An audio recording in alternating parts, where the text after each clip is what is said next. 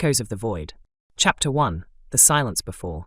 The city of Mournfall had been dying for centuries, though none of its inhabitants could precisely say when the decay had begun. Eira Reed knew only that she had never seen the sun. Born beneath the perpetual pall of fog that shrouded the city, she had grown accustomed to the pallid glow of gaslights that lined the cobblestone streets, the sickly illumination barely penetrating the gloom that hung over the city like a funeral shroud. Tonight, as always, she walked with her head down, the hood of her tattered cloak pulled low. The satchel at her side contained 3 vials of blood, payment for services rendered to Lord Voss, whose daughter had been afflicted with the Whisper Plague. Eira's remedies had not cured the girl, for there was no cure, but they had silenced the voices that tormented her, giving her moments of clarity in the haze of her delirium. The narrow alleys of Mournfall's lower ward twisted like arteries through the city's diseased heart. Buildings leaned against one another like drunkards, their facades scarred by time and neglect. Gargoyles perched on rooftops, their stone eyes following her progress through streets slick with a substance that was neither rain nor dew, but something more viscous. Physician, a voice called from the shadows, startling her. A moment of your time. Eira stiffened. Few in Mournfall knew her by that title anymore. Those who did seldom wished for her healing arts alone. A figure emerged from a recessed doorway, tall and gaunt, wrapped in a coat that might once have been fine, but was now as ragged as her own. His face was angular, eyes deep-set beneath a furrowed brow. A scar bisected his left eye, which gleamed milky white in the dim light.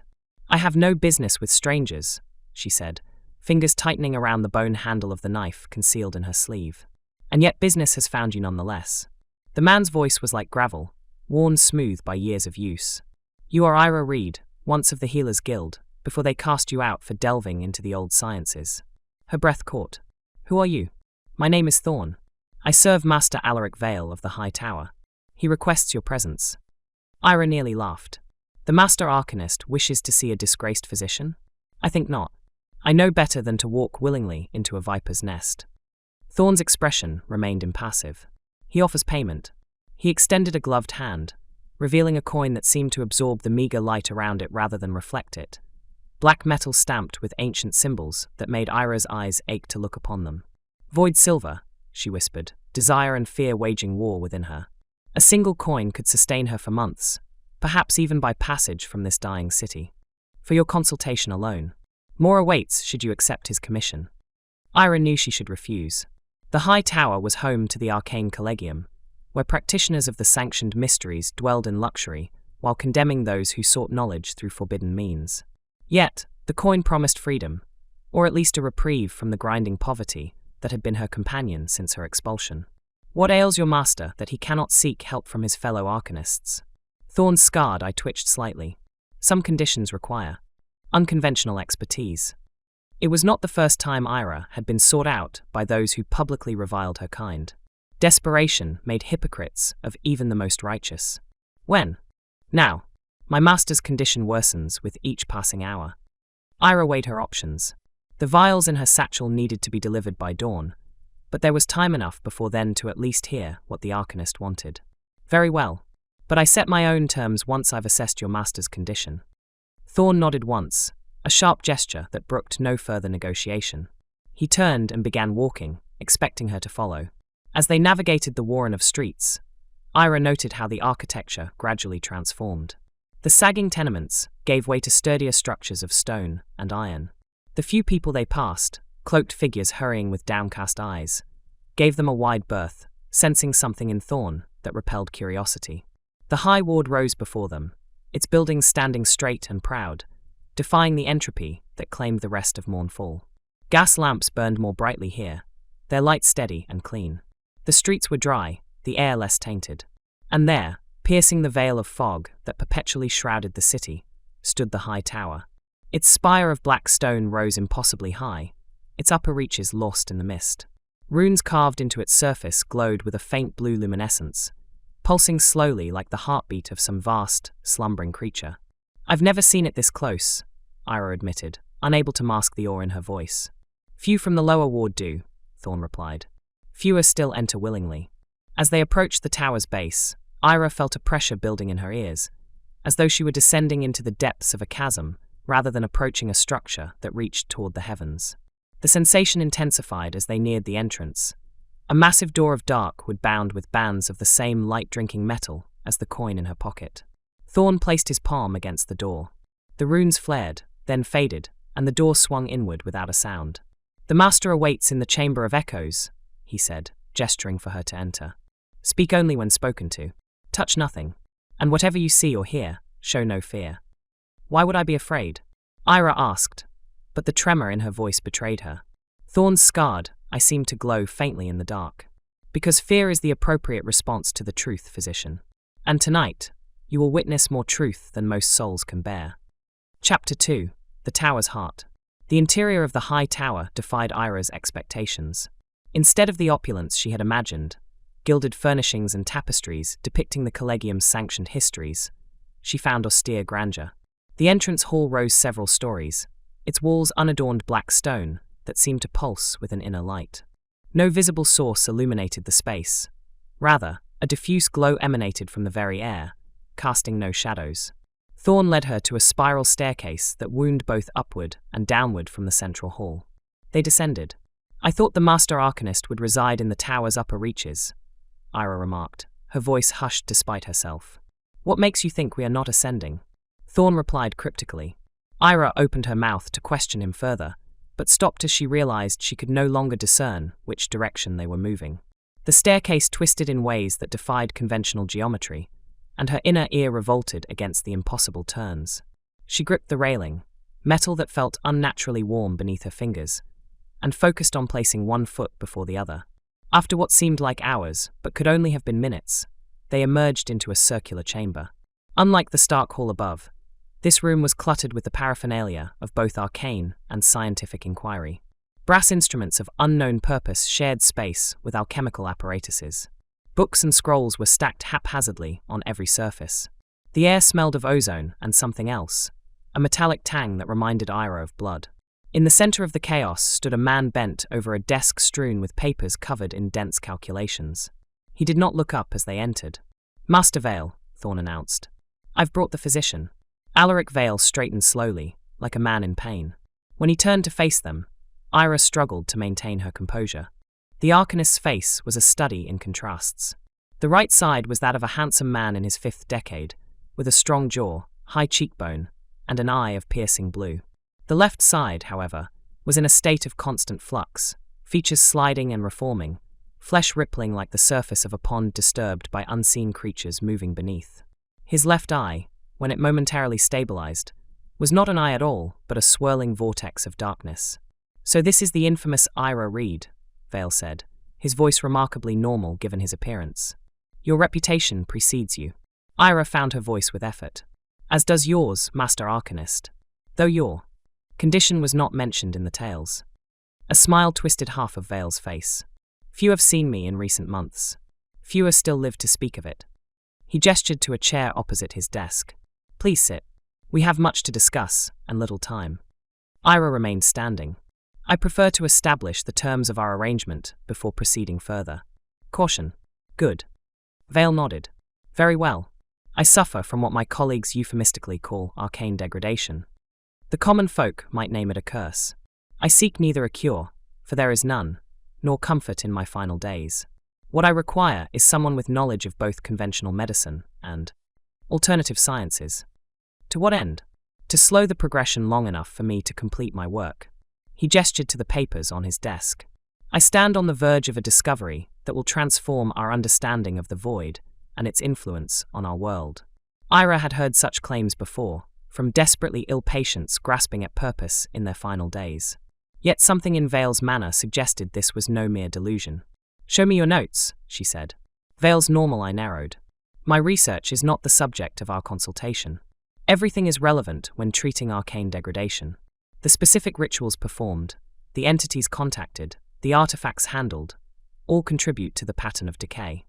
For a moment, Eira thought he would refuse. Then, with a sigh that seemed to emanate from somewhere beyond his physical form, he pushed several papers toward her. The formulae were like nothing Eira had encountered before, a fusion of higher mathematics, alchemical symbolism, and what appeared to be a language she had glimpsed only once, in a tome her mentor had burned immediately after discovering it in her possession. "This is," She hesitated. Yes. You're attempting to quantify the barrier between our realm and the void. She looked up at him, reassessing everything she had assumed about the arcane collegium and its practices. This is heresy by the collegium's own laws. Vale's laugh was hollow. The collegium's laws are meant to protect the powerful, not to advance knowledge. What they call heresy, I call necessity. His features rippled more violently, and he pressed a hand to his distorted cheek. I miscalculated the toll the initial breaches would take on my physical form. Now I race against my own dissolution. How long? Without intervention? Perhaps a week before my consciousness fragments entirely. With your help? Long enough, I hope. Eira set down the papers. I can create tinctures that might stabilize the more aggressive manifestations, but you must have already tried conventional treatments. Every known remedy, and several of my own devising. Vale moved to a cabinet and withdrew a vial of viscous black liquid. This provides temporary respite, but each dose is less effective than the last. What I need is someone to monitor the degradation and adjust the treatment continuously as I work. You're asking me to move into the tower. I'm asking you to seize an opportunity, physician. In exchange for your services, I offer not only payment, but access to knowledge the collegium has kept hidden for centuries. His normal eye gleamed with fervor. You were cast out for questioning their dogma. Here is your vindication. The offer was as tempting as it was dangerous. To learn the secrets that had been denied her, to prove that her pursuit of forbidden knowledge had been justified. It was everything she had dreamed of since her expulsion. But Eira had not survived in Mournfall's shadows by accepting offers that seemed too good to be true. And if I refuse? Vale's expression hardened. Then Thorn will escort you from the tower, and you will return to your life of scraping by in the lower ward, selling blood remedies to the desperate and dying. His voice softened slightly. But I don't think you will refuse. Not when we both know that curiosity is your defining trait, Eira Reed. It drove you from the guild's safe confines. It will drive you now to accept my proposal. He was right, and they both knew it. The mystery of his condition, the promise of hidden knowledge, the challenge of combating an affliction that defied conventional treatment, all called to the part of her that had never been content with the guild's sanctioned teachings. 3 conditions, she said finally. I retain my freedom to leave at any time. I receive a copy of any texts I contribute to your research. And you reveal the true purpose of your work, not the sanitized version you would tell the collegium, but what you actually hope to achieve.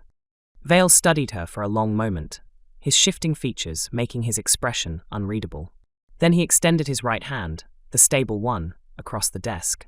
Agreed. As their hands clasped, Eira felt a jolt of cold energy pass through her, and she knew instantly that they had formed more than a verbal contract. Something had bound them together in ways she did not yet understand. Now, Vale said, withdrawing his hand, as to your 3rd condition. He reached beneath his desk and produced a small wooden box, its surface covered in intricate carvings that seemed to shift when viewed from different angles. I seek to open a controlled gateway to the void, he said simply.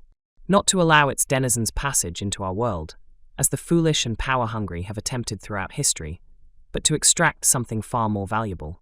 And that is... Vale opened the box. Inside, nestled on black velvet, lay what appeared to be a shard of glass, except it reflected no light. Rather, it seemed a tear in reality itself, a sliver of absolute darkness. Knowledge, he whispered, pure and undiluted by the constraints of mortal understanding.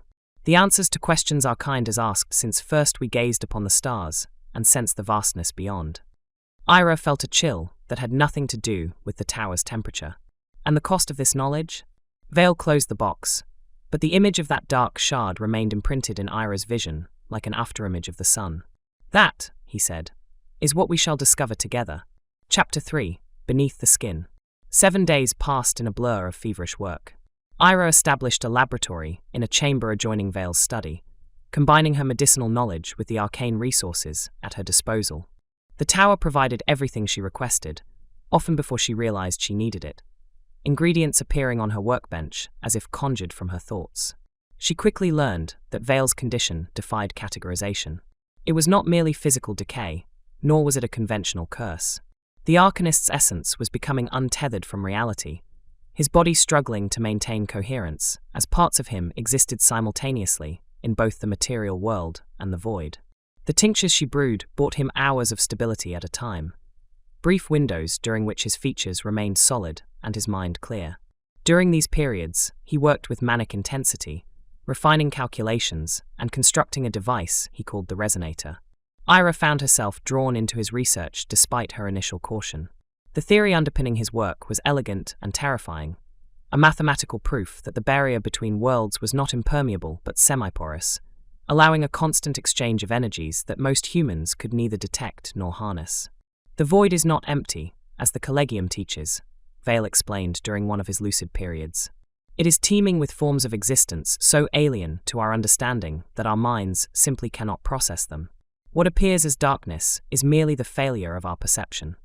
They sat in his study, surrounded by charts mapping the positions of stars that Eira had never seen in Mournfall's perpetually overcast sky. The resonator, a lattice of void silver and crystalline components, sat half-assembled on a pedestal nearby.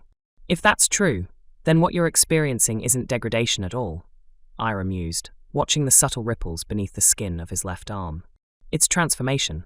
Vale's eyes, both the human blue and the swirling void, fixed on her with sudden intensity. You understand. The Collegium would have me believe I'm dying, that this is the punishment for overreaching. But I'm becoming something else, something unprecedented. That doesn't mean it isn't killing you, Eira countered. Your human form cannot sustain this level of transformation. Each breach you've opened has accelerated the process. She'd been monitoring his vital functions with instruments of her own design, a fusion of medical tools and the arcane devices she'd discovered in the tower's depths. The readings showed a steady degradation of normal biological processes, compensated for by something else, an energy signature that her equipment could barely detect, much less quantify. Vale dismissed her concern with a wave of his increasingly translucent hand. Death is merely the failure of a particular organizational pattern. If my consciousness transfers to a new state of being. If, Eira emphasized, you're making assumptions based on theoretical constructs, not empirical evidence. And what would constitute evidence? Vale challenged. Has anyone returned from such a transformation to document the experience? The question hung in the air between them, unanswerable yet provocative. Eira found herself wondering, not for the first time, whether Vale's obsession with the void predated his condition or resulted from it. Their work fell into a rhythm. By day, Eira refined her treatments, extending Vale's periods of stability from hours to nearly half a day. By night, when his lucidity waned and his form became most unstable, she explored the tower. The high tower defied conventional architecture. Corridors led to chambers that should have occupied the same physical space. Stairways ascended for what felt like hundreds of steps, only to return her to her starting point. Doors opened onto vistas that could not possibly exist within the confines of Mournfall.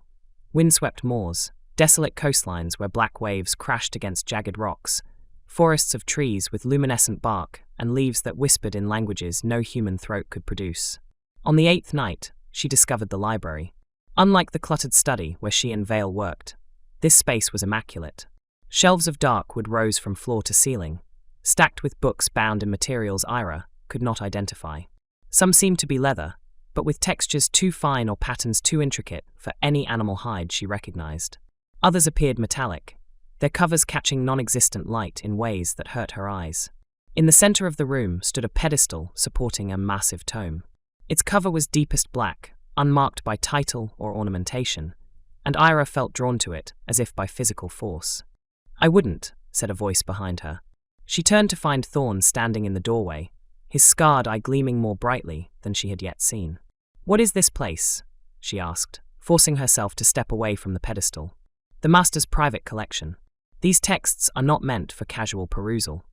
Thorn entered the library fully, moving to stand between her and the black book.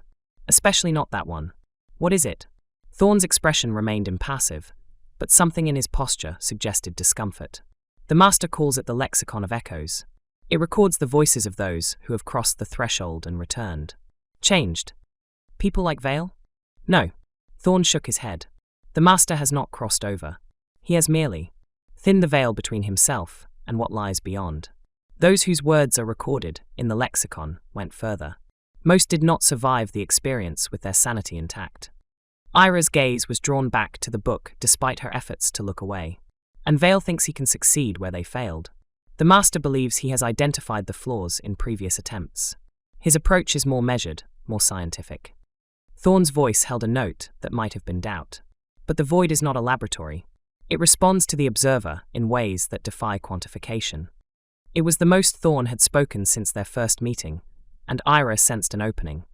A chance to learn more about Vale from someone who had witnessed his decline from the beginning. How long have you served him? Longer than you might think, Thorn answered cryptically. I was his first success. Before Eira could question him further, a sound echoed through the tower, a keening wail that seemed to emanate from everywhere and nowhere, rising in pitch until it bordered on the inaudible. Thorn's expression changed for the first time, alarm breaking through his stoic facade. The master attempts the first harmonization. You are needed. They raced through the tower's shifting corridors, the architecture seeming to rearrange itself to hasten their journey.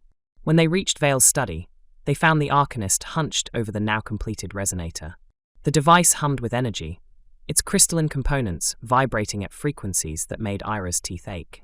Vale himself had deteriorated dramatically in the hours since she'd last seen him.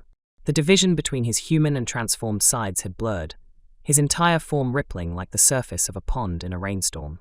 His eyes, both of them now swirling vortices, fixed on her as she entered. "Ah, physician," he said, his voice layered with harmonics that had not been present before. "You arrive at the precipice of discovery." The resonator's hum intensified, and with it came a pressure in Eira's ears, as though she stood at the bottom of a deep chasm. Through the lattice of void silver, she could see something forming, a distortion in the air, a spot where the world seemed to fold in upon itself. "What have you done?" she demanded, moving toward her workbench where the latest batch of stabilizing tincture waited. "You weren't meant to activate the resonator until tomorrow, after another treatment." Vale's laugh was a fractured sound, breaking apart and reassembling itself. "Time grows short, physician. The convergence waits for no one, not even me." "Convergence?" Eira looked to Thorn, who stood rigid by the door, his scarred eye blazing with the same energy that suffused the resonator. "The alignment of certain celestial bodies," Thorn explained, his voice strained. "It creates a natural thinning of the barrier. The master believes it will amplify the resonator's effect, allowing for a more stable connection." Eira moved swiftly to Vale's side, medical instincts overriding her fear. His pulse, when she found it, was erratic, racing one moment, nearly absent the next. His skin felt neither hot nor cold, but somehow both simultaneously. "You need the tincture now," she insisted. "The breach can wait." "No." Vale's voice firmed, momentarily free of the unsettling harmonics. "I've come too far to delay. The knowledge I seek lies just beyond that threshold." He pointed to the distortion, which had grown to the size of a dinner plate. Through it, Eira could see nothing. Not darkness, not light, but an absence so complete it defied description. "At least let me administer a partial dose," she argued. "Enough to maintain your coherence during the procedure." Vale hesitated, then nodded sharply. "Quickly, then." Eira retrieved the tincture, a viscous fluid that seemed to bend light around it, and measured a carefully calculated dose into a syringe of burnished metal. As she returned to Vale's side, the distortion pulsed, expanding suddenly before contracting again. "It grows unstable," Thorn warned from his position by the door. "Master, perhaps we should." "Silence," Vale hissed. "We proceed." Eira administered the injection with practiced efficiency, watching as the fluid disappeared into Vale's increasingly translucent flesh. For a moment, nothing happened. Then, gradually, his form began to stabilize, features resolving into something more recognizably human. "Better," he murmured, straightening. "Now we make history." He turned to the resonator and began a series of adjustments, his fingers moving with renewed precision. The device's hum modulated, becoming deeper, more resonant. The distortion responded, edges growing more defined. "What exactly do you hope to extract?" Eira asked, watching the process with a mixture of scientific curiosity and mounting dread. "The void harbors entities of pure intellect," Vale explained, not looking up from his work. "Beings that exist as patterns of thought rather than flesh. They possess knowledge spanning eons, perspectives unconstrained by mortal limitations." His voice took on a reverent quality. "Imagine conversing with such an intelligence, learning the secrets of existence from a consciousness that perceives all dimensions simultaneously." The distortion had grown to the size of a doorway now, its edges shimmering with an oily iridescence. Eira felt a pull toward it, not physical but mental, as though her thoughts were being drawn into its depths. "And you believe this entity will simply share its knowledge?" she asked, forcing herself to focus on Veil rather than the growing breach. Knowledge is currency in the void, Veil said. I offer an exchange, access to our realm in return for answers. Alarm bells rang in Eira's mind. Access? You mean to allow it entry? Controlled entry, Veil corrected. Through me. My transformed state allows me to serve as a conduit, a vessel that can contain a fragment of its consciousness without being overwhelmed. The full implications of his plan struck Eira with horrifying clarity. That's why you sought me out. Not to cure your condition or even to slow it, but to prepare your body as a host for this entity. Veil smiled, and in that expression Eira saw confirmation of her worst fears. Not just a host, physician. A symbiote. Together, we will bridge understanding between worlds. The distortion pulsed again, more violently this time. From its depths came a sound, not physical but psychic, a vibration that resonated directly within Eira's mind. It carried no words, yet she understood it nonetheless. Hunger, curiosity, ancient and patient malevolence. Master, Thorn's voice had taken on an urgent tone. Something is wrong. The harmonic signature doesn't match our calculations. Veil waved him off, his attention fixed on the breach. Minor variations, expected during initial contact. But Eira, with her physician's eye, saw what Veil in his obsession could not, or would not, acknowledge. The stabilization was already failing. The tincture, meant to last hours, was being metabolized in minutes as something from beyond the breach reached out, not waiting for invitation. Veil, she said sharply, dropping all pretense of deference. It's using you. This isn't an exchange, it's an invasion. For an instant, clarity seemed to return to Veil's expression. He looked at Eira, then at the breach, doubt flickering across his features. Then the moment passed, replaced by renewed determination. You understand nothing, he said, voice once again layered with alien harmonics. This is ascension. He stepped toward the breach, arms outstretched in welcome. The distortion responded, tendrils of not quite substance reaching out to meet him. Eira lunged forward, medical bag in hand, but Thorn was faster. The servant interposed himself between his master and the breach, his scarred eye blazing with brilliant light. Enough, Thorn said, and his voice carried a weight of authority that Eira had not heard before. The experiment fails, Master. The entity you contact is not what you believed. Veil's expression contorted with rage. Stand aside, Thorn. I did not bring you back from the brink of death to defy me now. You saved me then. I save you now.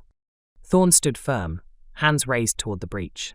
From his palms emanated a light that pushed against the darkness, containing it within the frame of the resonator. Physician, the device. The central crystal must be removed. Eira hesitated only a moment before moving to the resonator. The lattice of void silver burned cold against her fingers as she reached for the pulsing heart of the device. A crystal of impossible geometry that seemed to exist in more dimensions than human eyes could process. Stop her, Veil commanded, but his voice seemed to come from multiple sources now. His mouth, the air around them, the breach itself. As Eira's fingers closed around the crystal, time seemed to slow. She became aware of Thorn chanting in a language that made her ears bleed, of Veil's body beginning to dissolve into particles of light and shadow, of the breach contracting and expanding like the pupil of a vast eye. With a final effort, she wrenched the crystal free from its housing. The world went white. Chapter 4. Echoes and Reflections. Eira awoke to silence and darkness, broken only by the faint glow of emergency lights embedded in the floor. The study lay in ruins around her, equipment shattered, papers scattered, the resonator a twisted wreck of metal and crystal shards. She pushed herself up, wincing at the pain that lanced through her left arm. A quick examination revealed a deep burn where her hand had closed around the resonator's central crystal. The wound pulsed with a faint luminescence, tracing the pattern of her veins like a network of tiny stars. Thorn, she called, her voice sounding flat and muffled in the aftermath of the catastrophic breach. Veil. A groan answered her from across the room. She made her way carefully through the debris to find Thorn slumped against the wall, his clothing singed, his face streaked with ash. His scarred eye no longer glowed, but had become a void, a perfect circle of darkness against his pale skin. The Master? He asked weakly as she knelt beside him. Eira glanced around the destroyed study. Of Veil there was no sign, save a scorch mark on the floor where he had stood before the breach. I don't know, she answered honestly. The breach collapsed when I removed the crystal. If he was caught within it. Thorn closed his remaining eye. Then he has what he sought, passage beyond the veil. His voice held a complex mixture of grief, relief, and resignation, though not in the manner he intended. Eira began checking him for injuries, her physician's instincts taking over. Despite the apparent violence of the breach's collapse, Thorn's wounds were superficial, burns and lacerations that looked painful but not life-threatening. "You're not what you appear to be," she said as she worked, voicing the suspicion that had been growing since their first meeting. No ordinary servant would have the knowledge or power to contain a void breach, even temporarily. A ghost of a smile touched Thorn's lips. The master did not select his servants based on ordinariness, physician. "What are you, then? Another of his experiments?" Thorn's eye opened, fixing on her with an intensity that made her hands still.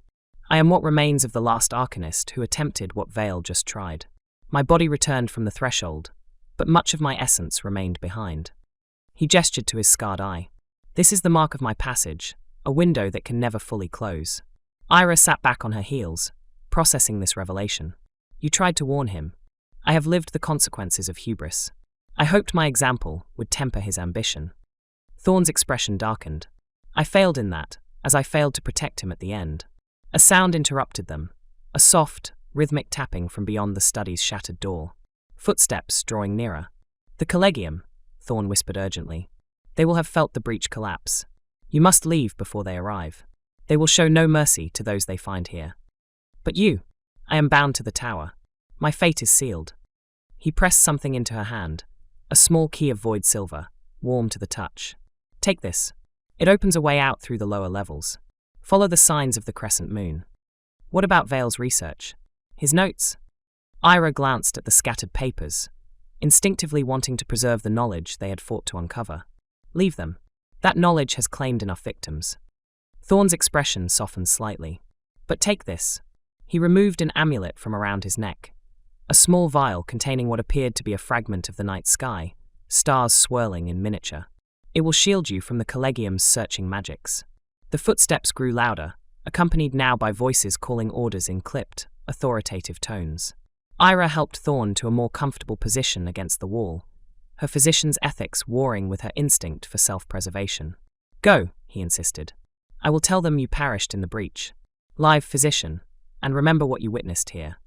Eira hesitated a moment longer, then nodded. She slipped the amulet around her neck, feeling a cool sensation wash over her as its protection took effect. With a final glance at Thorn, Eira slipped through a concealed door behind what remained of Vale's desk. The passage beyond was narrow and steep, descending into darkness that even the tower's ambient illumination could not penetrate. The void silver key grew warmer in her palm as she descended, seeming to guide her through turns and branchings in the passage. True to Thorn's word, small crescents had been carved into the stone at intervals, barely visible in the gloom. As she went deeper, the tower's structure became increasingly alien. Walls curved in impossible geometries. Gravity shifted subtly, allowing her to walk comfortably along surfaces that should have been vertical. The air grew thicker, carrying scents that awakened memories Eira had never formed. Salt seas on worlds that knew no sun, forests of crystal that sang in the darkness. After what felt like hours, she emerged into a vast circular chamber. Unlike the rest of the tower, this space was brightly lit by a phosphorescent fungus that covered the walls and ceiling. The floor was inlaid with a mosaic depicting a map of stars in constellations Eira did not recognize. In the center of the chamber stood a door, or rather, the frame of a door, for it contained no panel or barrier, only an opening that showed yet more of the chamber beyond itself, as though it were merely an architectural flourish rather than a functional exit. The key in her hand pulsed now, nearly hot enough to burn. As she approached the doorframe, Eira felt resistance in the air, as though she pushed against an invisible current. Following instinct, she raised the key and inserted it into a keyhole that appeared in the empty air before the doorframe. The resistance intensified momentarily, then gave way with an audible sigh. The view through the frame shimmered and changed, revealing not the chamber's interior, but a mist-shrouded alley that Eira recognized as part of Mournfall's lower ward. She stepped through without looking back. The transition was jarring, from the otherworldly quiet of the tower's depths to the ambient sounds of the city. Distant voices, the hiss of gas lamps, the slow drip of perpetual moisture from eaves and awnings. Eira found herself in an alleyway 2 districts removed from where she had first met Thorn, nearly a mile from the high tower. The door through which she had passed was nowhere to be seen. Only a blank wall of crumbling brick remained, bearing no trace of the passage she had used. The weight of the amulet around her neck reminded her of her precarious situation. The Collegium would be searching for survivors, for explanations, for scapegoats. Despite Thorn's assurance that they would believe her dead, Eira knew better than to underestimate their resources. She needed to disappear. Pulling her hood low, she made her way through Mournfall's winding streets, avoiding the main thoroughfares where the Collegium's agents would likely begin their search. Her destination was clear in her mind: the docks, where ships laden with Mournfall's peculiar exports departed for distant ports. Passage could be bought, no questions asked, if one had the right currency. And she did. The void silver coin Thorn had given her at their first meeting remained in her pocket, its weight a constant reminder of all she had witnessed and learned. As she walked, Eira became aware of a strange sensation in her left arm, the one burned by the resonator's crystal. Beneath her sleeve, the luminescent tracery had spread, veins glowing with a faint blue light that pulsed in rhythm with her heartbeat. The burn itself no longer hurt, but felt cold, as though a fragment of the void itself had taken residence beneath her skin. More concerning still were the whispers that seemed to emanate from the wound. Not sounds that reached her ears, but thoughts that formed unbidden in the periphery of her consciousness. Fragments of equations, glimpses of vistas she had never seen. Words in languages no human tongue had ever spoken. Echoes, she realized with a chill. Echoes from beyond the threshold. Whatever had reached through the breach in those final moments had left its mark on her, just as it had on Thorn, just as it had on Vale. The question remained whether her fate would mirror theirs, or follow a different path entirely. The docks appeared through the mist as Eira rounded a final corner, a forest of masts and spars rising from the dark waters of the harbour. Ships of all sizes bobbed at their moorings, from sleek courier vessels to lumbering cargo haulers. Dock workers moved among them like shadows, loading crates and securing lines. Eira made her way to the harbourmaster's office, a squat building of weathered stone at the eastern end of the quay. Inside, a bored-looking clerk barely glanced up from his ledger as she entered. "Passage," she said simply, placing the void silver coin on the counter between them. The clerk's disinterest vanished the moment his eyes fell upon the coin. He straightened, suddenly alert, and glanced nervously at the office's darkened corners as though fearing unseen observers. "That's not standard currency," he said, voice lowered. "Will it purchase passage nonetheless?" The clerk hesitated, then reached for the coin with fingers that trembled slightly. "Where to?" "Anywhere beyond the Collegium's reach." A knowing look crossed his face. "Running from the tower men, are we?" "Not the first." He pocketed the coin with practiced swiftness. "The Grey Lady sails on the morning tide. Eastern territories. Far enough that even their long arms won't find you." He scribbled on a slip of paper and handed it to her, a boarding pass marked with a symbol Eira recognized as belonging to one of the less reputable shipping consortiums. Berth 9. Captain knows not to ask questions of passengers who pay in. Unusual ways. Eira nodded her thanks and turned to leave. "One thing," the clerk added, causing her to pause at the threshold. "Whatever you're carrying from the tower, and we both know you're carrying something, keep it hidden. Some folk out there would kill for even a whisper of tower secrets." The warning was unnecessary, but Eira acknowledged it with a slight inclination of her head before stepping back into the mist-shrouded night.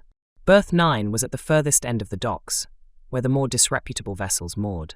The Grey Lady proved to be a weathered cargo ship, her hull patched in multiple places, her sails stained by years of exposure to Mournfall's peculiar atmosphere. But her lines were sound, and the crew moved with the practiced efficiency of seasoned sailors. The captain, a woman missing her left arm below the elbow, replaced by a complex prosthetic of brass and leather, accepted Eira's boarding pass without comment, merely gesturing toward the stern where a small cabin had been prepared. "We sail with the tide," she said, her voice rough from years of shouting orders above howling winds. "Stay below until we clear the harbour.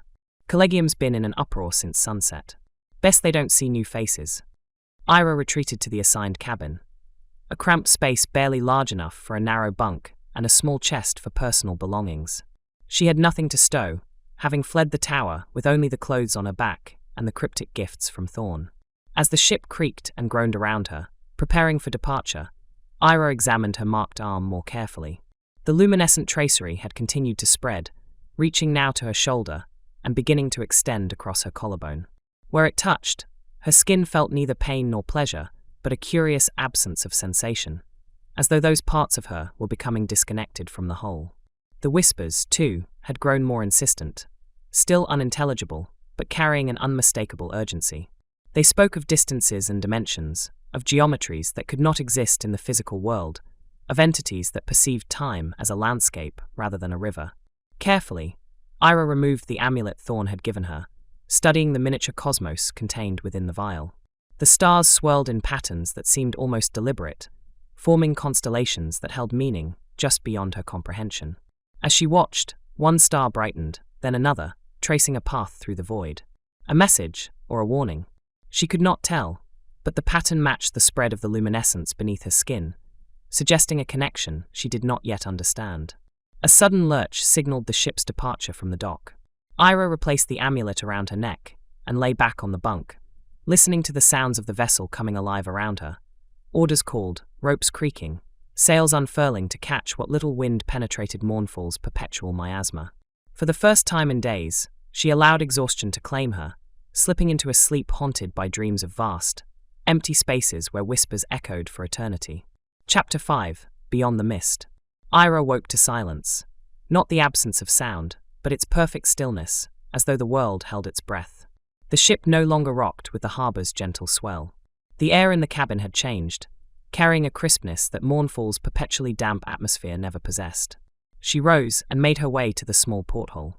Beyond the glass lay a sight that stole her breath. Blue sky, clear and limitless, stretching from horizon to horizon without a trace of Mournfall's eternal fog. In all her years, Eira had never seen the sun. Its brilliance pierced the cabin, casting everything in a light so pure it seemed almost holy. She stood transfixed, watching dust motes dance in the golden beams, marveling at how colours transformed under true daylight. A knock at the door broke her reverie. "Physician," called the captain's voice. "Your presence is requested on deck." Eira tore herself from the window, quickly checking her arm. The luminescent tracery had continued to spread during her sleep, now covering most of her left side. She pulled her sleeve down to conceal it and opened the door. The captain stood waiting, her brass prosthetic gleaming in the sunlight. "First time seeing the sky?" she asked, noting Eira's wonder. "Is it that obvious?" A rare smile touched the captain's weathered face. "It's the same for all who leave Mournfall for the first time. The curse of that damned city, to make you forget that the world beyond its walls is filled with light." She led Eira to the deck, where the crew went about their duties with practiced efficiency. The ship had indeed cleared Mournfall's perpetual fog bank, which was visible now as a wall of grey stretching across the western horizon, unnaturally straight and precise, as though cut by a blade rather than formed by natural processes. "What did you mean, I was requested?" Eira asked, shielding her eyes from the unaccustomed brightness. The captain gestured toward the bow, where a solitary figure stood gazing out at the open sea. "He appeared at dawn. Said he was looking for the tower physician." Eira's blood ran cold. Had the collegium found her so quickly? She reached instinctively for the amulet, ensuring it still hung around her neck. Did he give a name? Called himself Thorn. Impossible. She had left Thorn in the tower, wounded and awaiting the collegium's judgment. Yet as she approached the bow with cautious steps, the figure's silhouette became unmistakable, tall and gaunt, wrapped in a coat that now bore the scorch marks of the breach's collapse. "You should be dead," she said when she reached him. Thorn turned, and Eira gasped. His transformation had progressed far beyond what she had witnessed in the tower. His right eye remained human, but the left, previously a featureless void, now contained what appeared to be a miniature galaxy, stars swirling in patterns that matched those in the amulet she wore.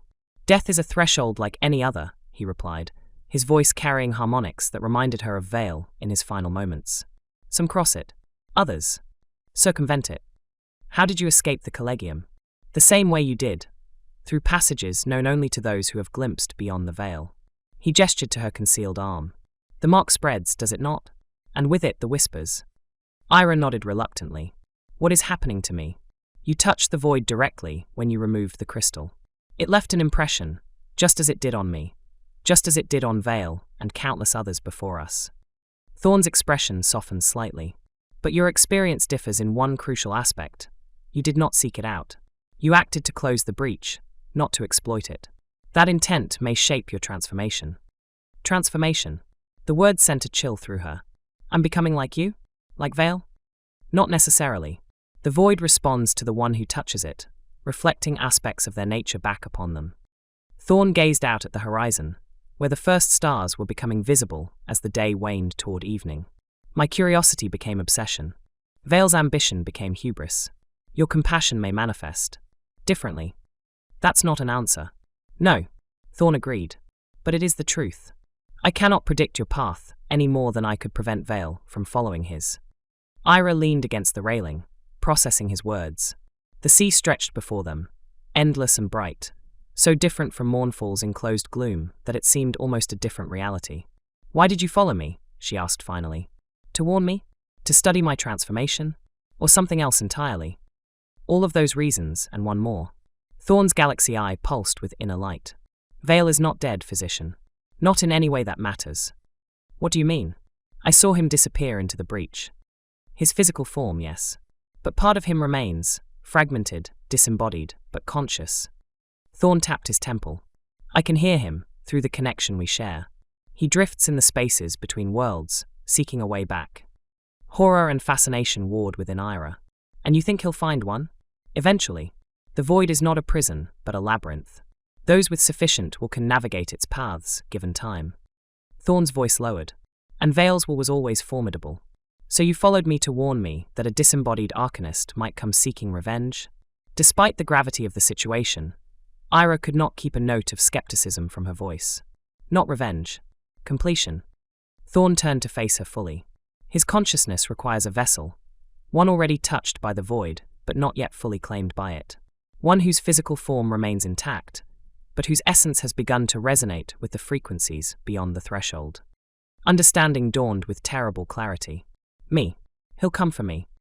You are not the only candidate, but you are perhaps the most suitable. Your medical knowledge makes you uniquely capable of sustaining the fusion that Vale seeks. Thorn's hand moved to her marked arm, hovering above it without touching. And the seed has already been planted. The whispers that had haunted the edges of Eira's consciousness since the tower suddenly coalesced into a recognizable voice. Vale's voice, layered and distant but unmistakable, calling her name with desperate intensity. She shuddered, backing away from Thorn. How do I stop it? That depends on what you truly want, physician. Thorn's galaxy eye fixed on her with unsettling intensity. Do you wish to return to your former life, peddling blood remedies in Mournfall's shadows? Do you wish to flee, always looking over your shoulder for signs of pursuit from either the Collegium or the entities beyond the threshold? Or do you wish to understand what is happening to you, to master it rather than be mastered by it? The question struck at the heart of Eira's nature. Since her expulsion from the Healers' Guild, she had survived by adapting, by learning what others feared to know, by pushing boundaries that more cautious minds respected. Her pursuit of forbidden knowledge had led her to the tower and to Vale, but it had also prepared her to recognize the danger his obsession represented. I want to understand, she admitted, but not at the cost of becoming a vessel for Vale's consciousness, or anything else from beyond the threshold. Thorn nodded, as though her answer confirmed something he had already suspected. Then we have common cause, at least for now. I have no desire to see Vale return in his current state. What exists in the void is no longer entirely the man I served. What do you propose? We seek knowledge older than the Collegium, older than Mournfall itself. Thorn gestured eastward, toward their destination. In the Eastern Territories lie ruins predating recorded history, structures built by a civilization that understood the void not as a realm of terror or power, but as a natural complement to our own reality. You believe they knew how to manage this? Eira indicated her marked arm. I believe they knew how to maintain balance, to touch the void without being consumed by it. Thorn's expression grew distant. Before the Collegium arose, before their dogma declared such knowledge heretical, these ancients walked between worlds at will. It sounded too convenient, too perfect a solution to be trustworthy. Yet what alternative did Eira have?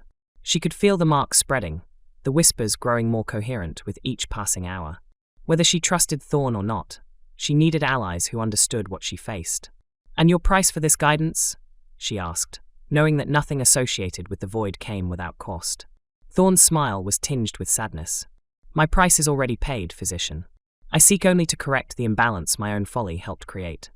He extended his hand, his human hand, toward her. Do we have an accord? Eira hesitated only briefly before clasping his offered hand, until our paths diverge.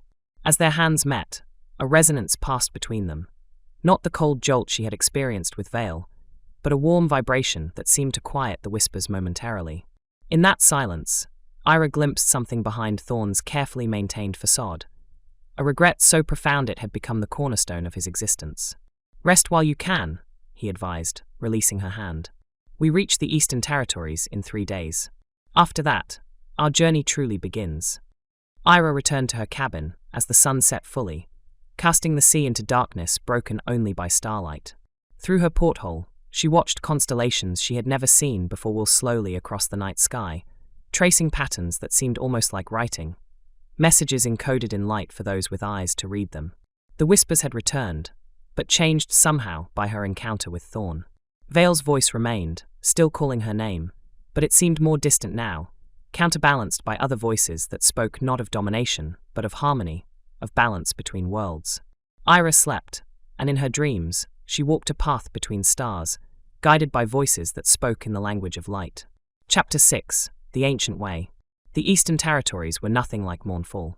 Where that cursed city huddled beneath its perpetual fog, these lands stretched open beneath vast skies, rolling hills giving way to ancient forests that covered the horizon in a carpet of deepest green. The port city of Lumin, where the Grey Lady docked on the 3rd day of their voyage, was a chaotic sprawl of mismatched architecture. Some buildings clearly influenced by Mournfall's Gothic sensibilities, others exhibiting styles Eira had never encountered. "Refugees," Thorn explained as they disembarked. "For centuries, those fleeing Mournfall's influence have settled here, bringing their customs and building techniques.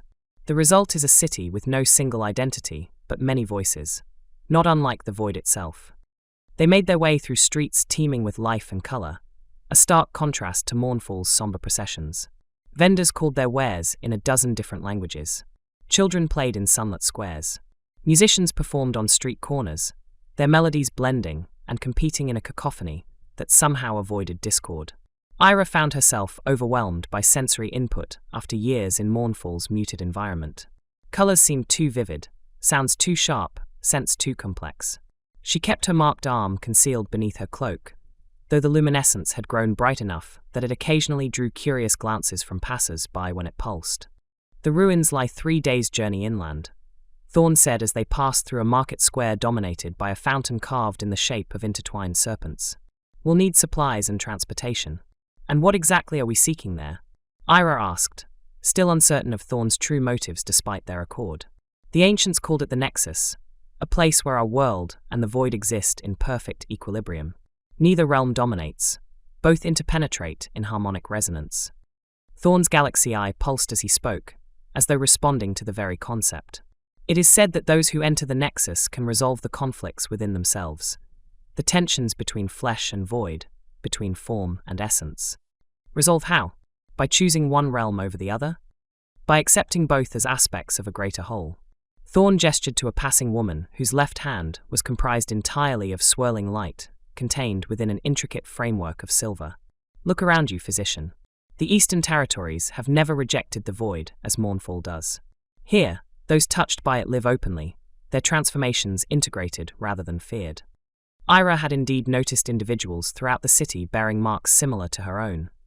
Limbs of crystalline light, eyes that contained geometries impossible in normal space, skin that rippled with patterns suggesting deeper realities. Unlike Vale's degradation, these transformations appeared stable, even harmonious with their bearers' physical forms. "How is this possible?" she whispered, a hope she had not dared entertain beginning to form. "The Collegium teaches that void touch inevitably leads to dissolution." "The Collegium requires ignorance to maintain power," Thorn replied, his voice hardening. "Fear is their currency. If people knew that the void could be approached safely, with proper understanding and respect, what need would they have for arcanists to protect them from it?" They found lodging in an inn near the city's eastern gate, a building constructed around the living trunk of a massive tree whose branches spread to form much of the roof and upper levels. Their room overlooked a garden where plants Eira had never seen grew in patterns that seemed to shift when not directly observed. As night fell, Eira examined her transformation in the privacy of their quarters. The luminescence had covered most of her left side now, extending across her chest and beginning to reach her right arm. Where it touched, her flesh had begun to become translucent, revealing not bone and blood, but suggestions of vast spaces contained within her form. as though her body had become a window into the void itself. The whispers had organized themselves into distinct voices. Vale remained the strongest, his presence a constant pressure at the edge of her consciousness. But others spoke too, beings without names, existing as patterns of thought rather than individual entities. Some spoke of hunger, others of curiosity, others still of a loneliness so profound it spanned eons. They grow stronger, Thorn observed from where he sat cross-legged on the floor, apparently engaged in some form of meditation. His galaxy eye had expanded, the swirling stars now filling most of the left side of his face. "Can you hear them too?" Eira asked. "Not yours specifically, but I recognize the progression." He rose smoothly, coming to stand before her. "May I?" After a moment's hesitation, Eira nodded. Thorn placed his hand, his right, still mostly human hand, against her marked chest, directly over her heart. A resonance immediately formed between them, the stars in his transformed eye pulsing in rhythm with the light beneath her skin. "The balance shifts too quickly," he said, concern evident in his voice. "The journey to the Nexus may come too late if we proceed as planned. What do you suggest?" "A temporary measure, a binding that may slow the transformation until we reach our destination." Thorn reached into his coat and withdrew a small object wrapped in cloth. "It will require trust, physician, more than you may be willing to give." He unwrapped the object, revealing a shard of crystal identical to the one Eira had pulled from the resonator, the act that had initiated her transformation. She recoiled instinctively. "That's what caused this. And paradoxically, it may help contain it." Thorn held the shard carefully, avoiding direct contact with his skin. Like cures in the ancient understanding, the crystal can serve as a focus, drawing the energies that seek to transform you into itself rather than your flesh. "You want me to wear the very thing that caused my condition?" Eira could not keep the skepticism from her voice.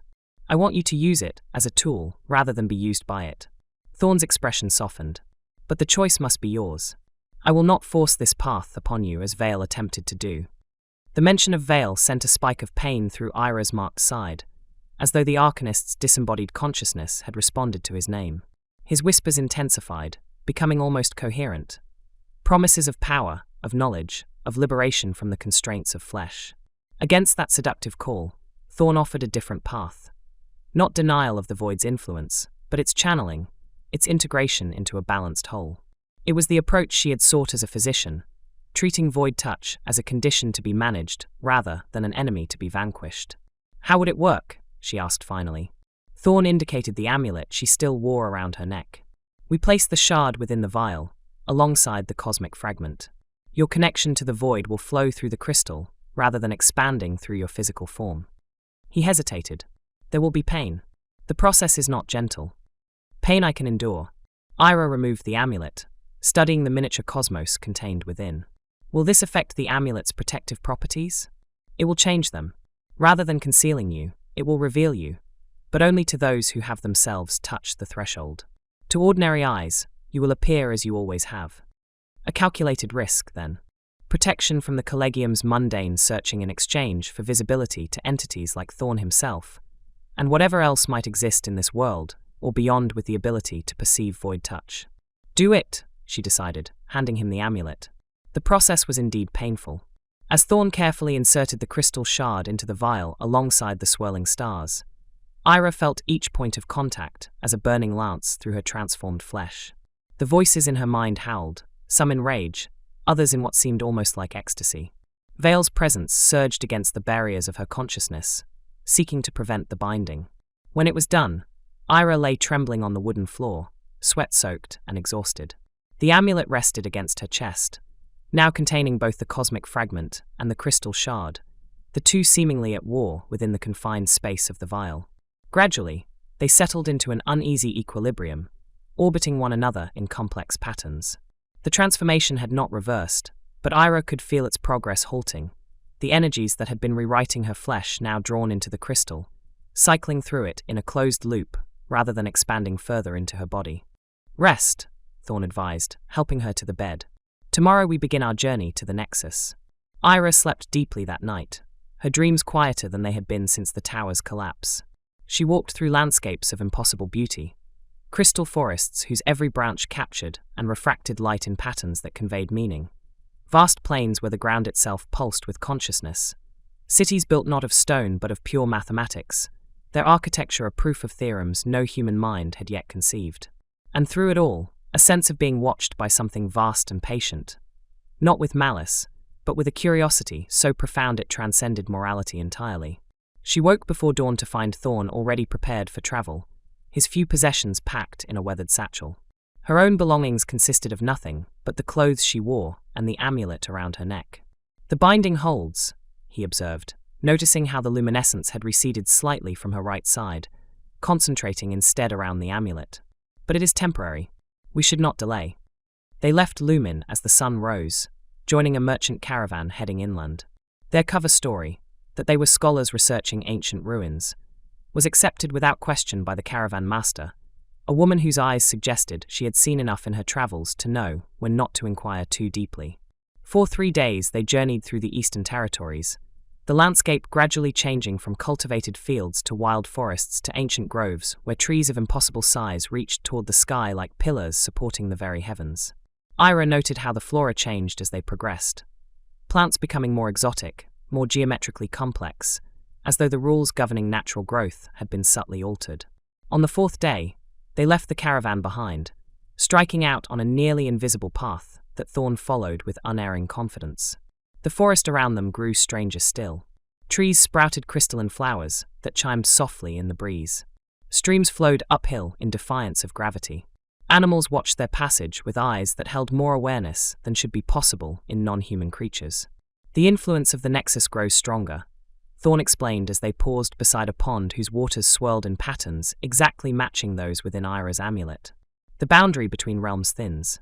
Be mindful of your thoughts. Here, they may manifest more readily than in the lands beyond."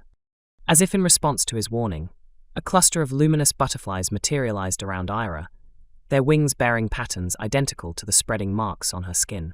They danced around her for a moment before dissolving back into motes of light. "How much further?" she asked, unnerved by the manifestation. "We reached the threshold by nightfall." Thorn's galaxy eye had expanded further during their journey, now covering nearly half his face. Within it, stars had arranged themselves into a pattern Eira recognized from ancient medical texts. The binding sigil, used in the earliest days of the Healers' Guild to contain malevolent entities that sometimes possessed the ill or injured. The day waned as they walked, though the quality of light changed in ways Eira could not quite define. Shadows lengthened but also deepened, becoming not merely absences of light, but presences in their own right. Pools of darkness that seemed to observe their passage with invisible eyes. Just as twilight descended, they emerged from the forest into a vast clearing. At its center stood a structure that defied conventional description. Not a building in any traditional sense, but a convergence of geometries that flowed into and through one another, forming a pattern that simultaneously suggested a temple, a bridge, and a doorway. Its surfaces were neither stone nor metal nor crystal, but a substance that shifted between all three depending on the angle of observation. "The Nexus," Thorn said, his voice hushed with what might have been reverence. "Last refuge of the Ancient Ones, who walked between worlds without fear." As they approached, Eira felt the amulet grow warm against her skin, the crystal shard and cosmic fragment within pulsing in rhythm with the structure before them.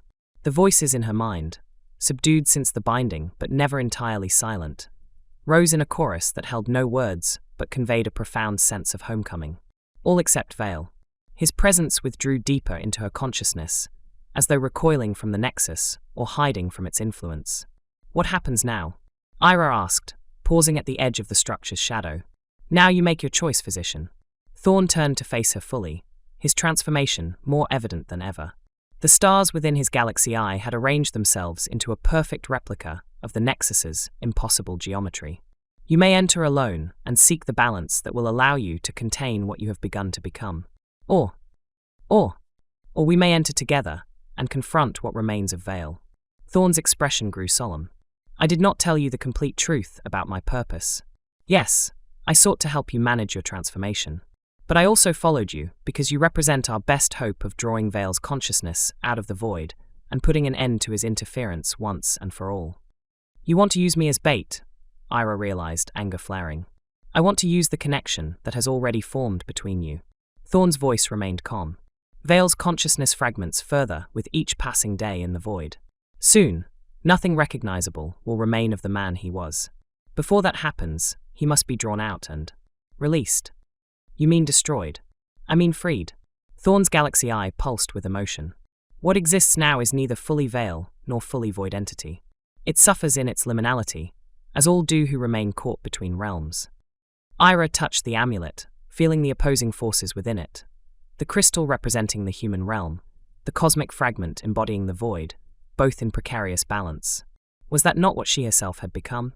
Neither fully human nor fully transformed, but caught between states of being?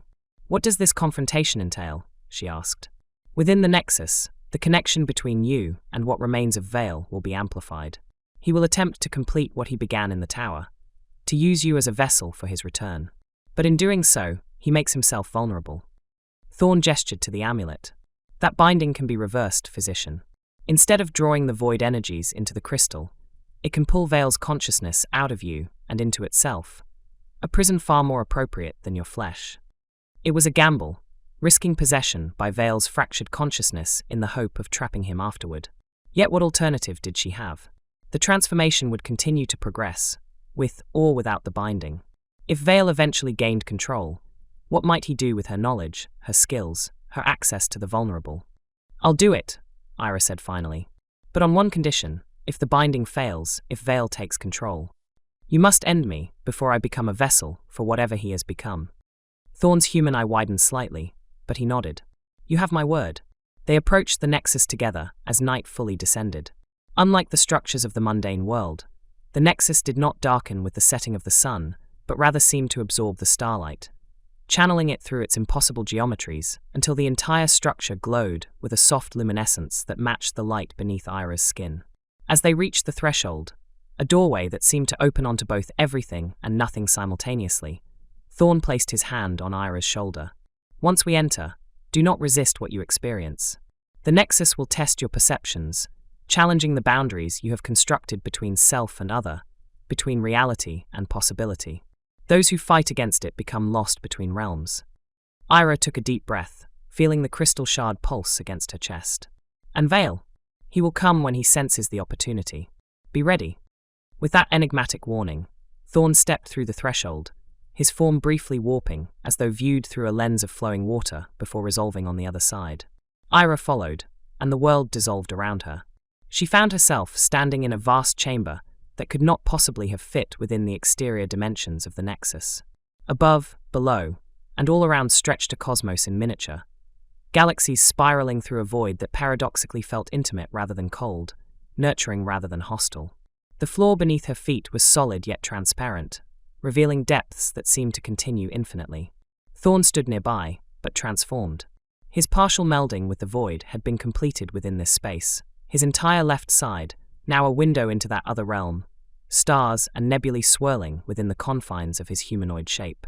Yet unlike Veil's degradation, Thorn's transformation appeared harmonious, a perfect balance between flesh and void.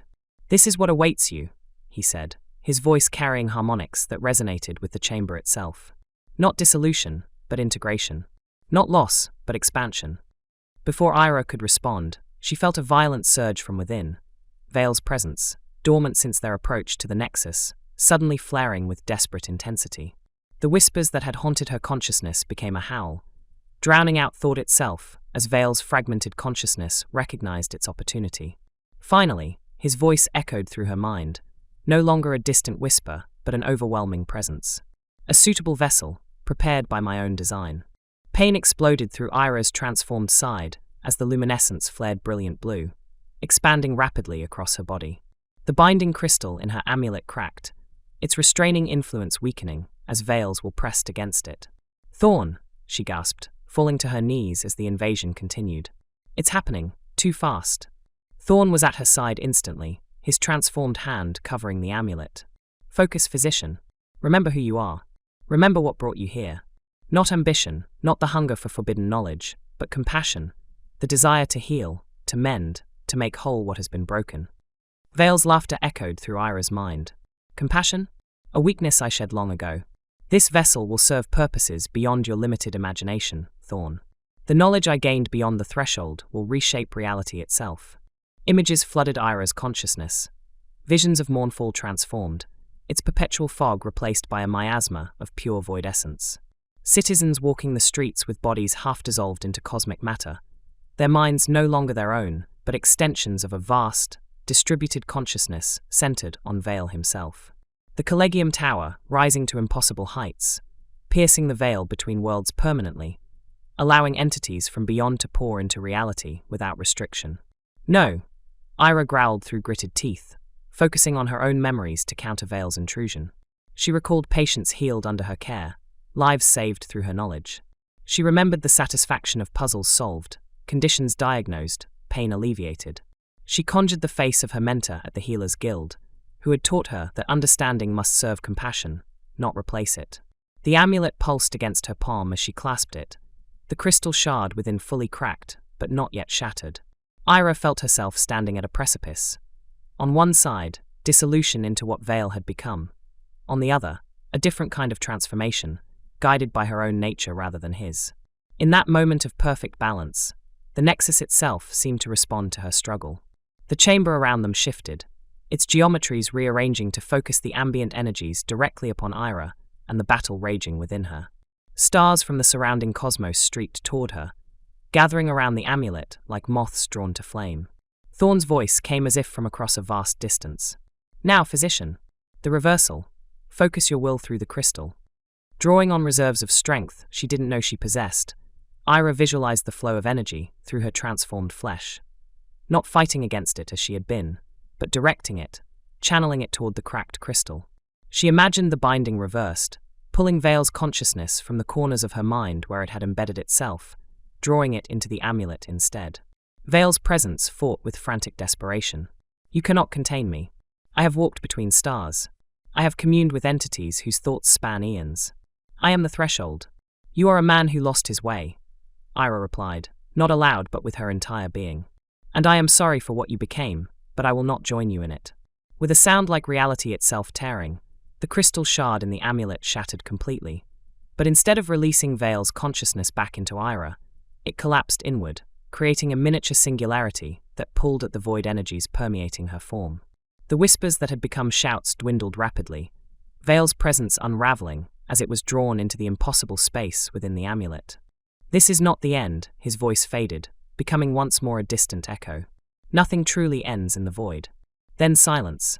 A silence so profound it seemed to fill every corner of Eira's being with its perfect emptiness. The luminescent tracery receded from her right side entirely, stabilizing across her left in patterns that no longer spread, but instead pulsed with a gentle rhythm that matched her heartbeat. She rose shakily to her feet, supported by Thorn's steady hand. Is it done? The immediate threat, yes. Thorn indicated the amulet, which now contained 3 distinct elements: the cosmic fragment, the shattered remains of the crystal, and a new presence. A swirling darkness that contained occasional flashes of light, like thoughts trying to form in a sleeping mind. Vale's consciousness is contained, though not destroyed. Nothing that touches the void can ever be truly unmade. Eira studied her transformed arm, now stable in its partial merger with void essence. And this? A reminder, a tool, a connection to realities beyond the mundane. Thorn's expression held something like pride. You have achieved in days what took me years, physician, balance between realms. The chamber around them began to shift again, the cosmic display fading as reality reasserted its more limited dimensions. Eira felt a sudden vertigo as the nexus released them, depositing them once more before the strange structure in the clearing, now dark and seemingly dormant. Stars glittered overhead, ordinary stars in an ordinary sky, yet somehow more meaningful than they had been before. Eira could feel the cosmic forces at work in each pinpoint of light, could sense the vast distances they spanned, could perceive patterns in their arrangement that spoke of intentions beyond human comprehension. What now? She asked, suddenly aware of how fundamentally her perspective had changed. Mournfall seemed a distant memory, its fears and restrictions laughably provincial compared to the realities she had glimpsed. That depends on what you seek. Thorn gestured toward the east, where the first hint of dawn lightened the horizon. There are others like us, touched by the void but not consumed by it. Some study the ancient ways, seeking to recover the balanced approach that existed before the Collegium's rise. Others explore the thresholds between worlds, mapping the geographies of realities beyond our own. And you? Will you continue your wanderings? Thorn's expression grew distant. My path lies elsewhere. Vale is contained, but not alone. Others within the collegium have tasted what lies beyond the threshold. Their ambitions may prove as dangerous as his, perhaps more so for having witnessed his failures. His galaxy eye pulsed with determination. They must be watched, and when necessary, opposed. Eira understood. Though the immediate crisis had passed, the larger conflict continued. A struggle between those who would exploit the Void's power regardless of consequence, and those who sought a more balanced approach. It was the same tension that existed in all fields of knowledge, including her own medical practices. Power without wisdom, knowledge without compassion. These were the true dangers, not the Void itself. I think, she said slowly, that I would like to learn more about these ancients and their ways. Perhaps there is healing knowledge there that has been lost to modern practice. Thorn nodded, unsurprised by her decision. There is a settlement 3 days' journey south of here. Those who maintain the Nexus make their home there. They will welcome one who has found balance, and they have much to teach about the medicinal applications of Void Essence, properly contained and directed. He reached into his coat and withdrew a small book bound in unfamiliar material. Neither leather nor cloth, but something that seemed to shift between states when not directly observed. This will serve as both introduction and guide. My name carries weight among them, though not always approval. A faint smile touched his lips.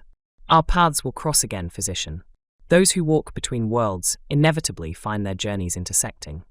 Eira accepted the book, feeling a subtle resonance between it and her transformed flesh. And Vale? Is the amulet's binding permanent? Nothing is permanent. Thorn's tone grew serious. Guard it well. In time, you will learn methods to strengthen the containment, perhaps even to help what remains of him find its own balance. He gazed at the amulet thoughtfully. There was greatness in him once, before ambition consumed wisdom. With those words, Thorn turned toward the west, back toward Mournfall and the Collegium's domain. He paused once at the forest's edge, his transformed silhouette outlined against the pre-dawn sky. Remember, physician, the Void is neither enemy nor ally, but simply another aspect of a reality more complex than we were taught to believe. The true threshold lies not between worlds, but between wisdom and ignorance. Then he was gone, leaving Eira alone before the dormant Nexus, her partially transformed body a testament to truths the Collegium had sought to suppress. That one could touch the Void without being consumed by it, that balance was possible where extremes were not. She opened the book Thorn had given her, finding pages filled with diagrams and text in a language she did not recognize, but somehow understood. Knowledge flowing directly from the symbols into her consciousness, bypassing normal perception. The dawn broke fully as she read, light spreading across a landscape both alien and welcoming. For the first time since fleeing the tower, Eira felt something like peace. Not the absence of conflict, but its integration into a larger understanding. The amulet pulsed gently against her chest, its 3 components, cosmic fragment, shattered crystal, and Vale's contained consciousness, finding an uneasy equilibrium. A reminder, as Thorn had said. A warning, a responsibility, and perhaps, in time, an opportunity to heal what had been broken, not just within herself, but within the fractured understanding that had led the Collegium to fear what it might instead have embraced with proper caution and wisdom. Eira closed the book and began walking south, toward those who might teach her the ancient ways. Behind her, the Nexus briefly flared with inner light, as though acknowledging her choice, before settling once more into dormancy, a threshold waiting Epilogue. for those with courage to cross it. 1 year later, Eira stood at the edge of a cliff overlooking the settlement that had become her home. Below, structures of stone and living crystal formed a harmony with the natural landscape, neither dominating nor submitting to it, but existing in balanced partnership. Gardens bloomed with plants from both this world and others, tended by individuals bearing marks of the Void similar to her own. Her transformation had stabilized, the luminescent tracery covering her left side, now a tool rather than a burden. Through it, she could perceive imbalances in the energies of those she treated, could feel the flow of forces that existed beyond normal perception, but influenced health and wholeness nonetheless. The amulet remained around her neck, though its contents had changed over the months of study. The swirling darkness that contained Vale's consciousness had gradually developed structure, no longer chaotic but organized, like a mind slowly regaining coherence. Occasionally, Eira caught whispers from it, but no longer demands or threats. Instead, fragments of equations, glimpses of cosmic architecture, pieces of knowledge that seemed offered rather than imposed. She had learned much from the keepers of the Nexus. They called themselves the Balanced, practitioners of traditions predating the Collegium by millennia. Their understanding of the void was neither fearful nor exploitative, but pragmatic, a force like gravity or time, to be respected and worked with rather than opposed or controlled. Under their tutelage, Eira had developed healing techniques that drew upon both realms, methods of treating conditions that resisted conventional medicine by addressing imbalances in the patient's connection to the energies that permeated all existence. Wounds that would not close, disorders of the mind that defied understanding, pains that had no physical cause, all yielded to approaches that recognized the dual nature of reality itself. News from Mournfall reached them occasionally. The Collegium had declared both Eira and Thorn dead in the catastrophe at the tower, their names added to the list of Vale's victims. New security measures had been implemented around resonator technology. Restrictions on knowledge had tightened further. Yet there were whispers of resistance within the Collegium itself, younger arcanists questioning the dogma that had governed their order for centuries. Some had even made cautious contact with the Balanced, seeking understanding that their masters withheld. Thorn had visited twice, appearing without warning and departing just as suddenly. His reports confirmed what Eira had begun to suspect, that the rigid boundaries the Collegium had erected between worlds were artificial constructs, maintained through fear rather than wisdom. The breach in Vale's tower had not been an invasion from beyond, but rather a correction. Reality itself attempting to restore a balance that had been too long denied. The sun set over the settlement as Eira considered these things, casting long shadows across the valley. In the gathering darkness, her transformed flesh glowed with gentle radiance, matching the lights that began to appear in windows below. She had found her place in this community of threshold walkers, her medical knowledge valued and expanded by their ancient wisdom. Yet she knew her journey was not complete. The book Thorn had given her contained references to other nexus points scattered throughout the world, places where the boundaries between realms naturally thinned, allowing for exchanges of energy and knowledge without the catastrophic consequences of forced breaches like Vale's. Tomorrow she would begin preparing for a journey to the nearest of these, a mountain in the far north where, according to the most ancient texts, the first contact between realms had occurred. The Balanced believed that understanding these natural thresholds was key to restoring the harmony that had existed before the Collegium's rise to power.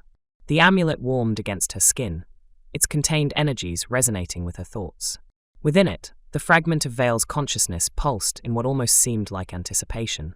In the months of studying the ancient ways, Eira had come to a gradual realization that what remained of Vale might eventually be neither enemy nor victim, but teacher. The knowledge he had gained beyond the threshold, properly tempered by wisdom the Balanced could provide, might serve purposes he had never intended. Patience, she murmured to the amulet, a habit she had developed during her studies. All things in their proper balance. From the darkness of the forest behind her came a soft sound, footsteps approaching with deliberate weight, announcing a presence that could have moved silently had it wished. Eira turned, unsurprised to find Thorn emerging from the shadows, his transformed side glowing with the same gentle luminescence as her own. "It is time," he said without preamble. "The Collegium has found another threshold, weaker than Vale's creation, but dangerous in their ignorance." Eira nodded, having anticipated this moment. The peace she had found among the Balanced had always been temporary, a time for learning, for healing, for preparing. The larger conflict continued, and her place in it had been merely delayed, not eliminated. Where? A remote outpost in the western reaches. They believed themselves unobserved. Thorn's galaxy eye pulsed with urgency. "We must leave tonight if we are to reach it before their preparations advance too far." Eira touched the amulet, feeling the energies within it shift in response. "I had planned to seek the northern nexus. That journey must wait." Thorn's expression softened slightly. "Though perhaps these paths are not as separate as they appear. The western threshold lies near one of the ancient sites mentioned in texts even the Balanced consider mythical. The Concordance, where representatives of all realms once gathered in council. The name resonated with something in Eira's transformed flesh, a recognition deeper than memory, as though the void essence that had become part of her responded to the concept itself. "Then we have two purposes for one journey." She turned to look once more at the settlement below, committing its peaceful harmony to memory before facing the conflicts that awaited. "I'll gather what we need." As she moved to descend the path to her dwelling, Thorn called after her. "Physician." She paused, looking back at his half-transformed silhouette against the night sky. What we do, preventing the Collegium's reckless experiments, preserving the balance between realms, it may seem an endless task. But know that each threshold properly closed, each breach prevented, buys time for understanding to grow. His galaxy eye fixed on her with intense focus. What you have learned here, what you will learn at the Concordance if we find it, these seeds of knowledge, planted in fertile minds, may yet grow into a future where Vale's mistakes need not be repeated.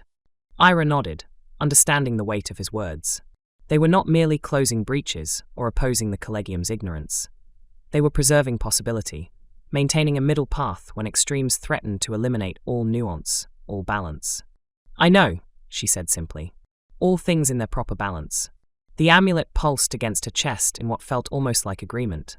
The fragment of Vale's consciousness momentarily aligned with her own purpose. Not redemption, perhaps, but transformation, the very essence of the threshold they all walked, in their different ways. Eira descended toward the settlement, her transformed flesh illuminating the path before her. A bridge between worlds, a healer of breaches, a walker of thresholds. Behind her, Thorn's galaxy eye tracked the movements of distant stars, reading patterns invisible to ordinary perception, preparing for journeys only partially glimpsed. Above them both, the cosmos wheeled in its eternal dance, worlds and voids intertwined in patterns that spoke of intentions vast beyond human comprehension. Yet perhaps, in time, not beyond human understanding. The end.